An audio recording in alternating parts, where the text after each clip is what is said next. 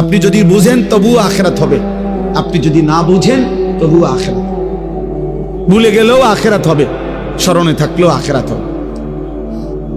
গোলামি করলেও আখিরাত হবে, নাফরমানি করলেও আখিরাত হবে।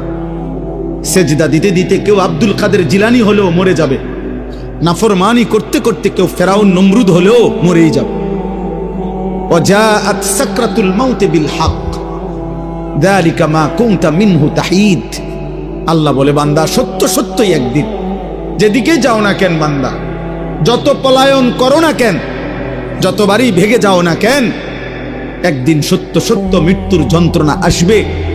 আর মৃত্যুর যন্ত্রণা সাকরাতুল মাউত আল্লাহ কোরআনে ব্যবহার করছেন, তাফসীরের মধ্যে আছে, কারো মৃত্যুর যন্ত্রণা যখন শুরু হয়, যদি সে বিগত 900 বছর পৃথিবীতে হায়াত পেয়ে থাকে আর 900 বছর আল্লাহর নাফরমানি করে থাকে, কিন্তু 900 বছরে কোনোদিন 1 সেকেন্ডের জন্য কোন রকমের দুঃখ কষ্ট বেদনা, এক ফোঁটা চোখের পানি পড়ে নাই, একটা সুইয়ের কাঁটার আঘাত লাগে নাই, পুরাপুরি 900 বছর যেই নাফরমান সুখ আর আনন্দ আহ্লাদে এই দুনিয়া কাটাইছে, খোদার কসম তাফসিরে লিখছে, মৃত্যু যন্ত্রণার প্রথম সেকেন্ডে, 1 সেকেন্ডে আজরাইল জান কবজের আগ মুহূর্তে, মৃত্যু যন্ত্রণার প্রথম মুহূর্তে 900 বছরের সুখ আর আনন্দ নাফরমান ভুলে যাবে,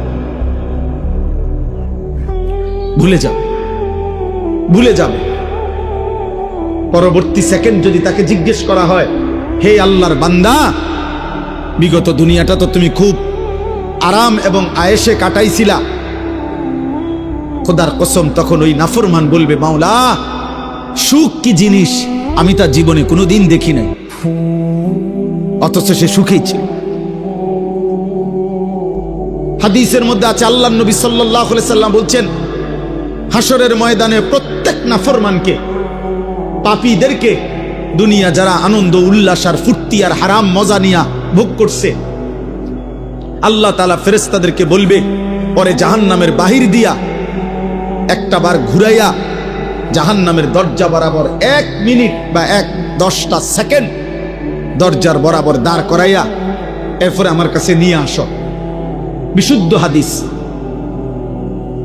প্রত্যেক নাফরমানকে ফেরেশতারা জাহান্নামের বাহিরে ঘুরাইয়া দরজার সামনে 1 মিনিট বা 10টা সেকেন্ডের জন্য দাঁড় করাবে। জাহান্নামের একটা আগুনের বাতাস তার বুকটা বরাবর একটা ধাক্কা দিবে বাতাস। আল্লাহর কসম, নবী বলেন,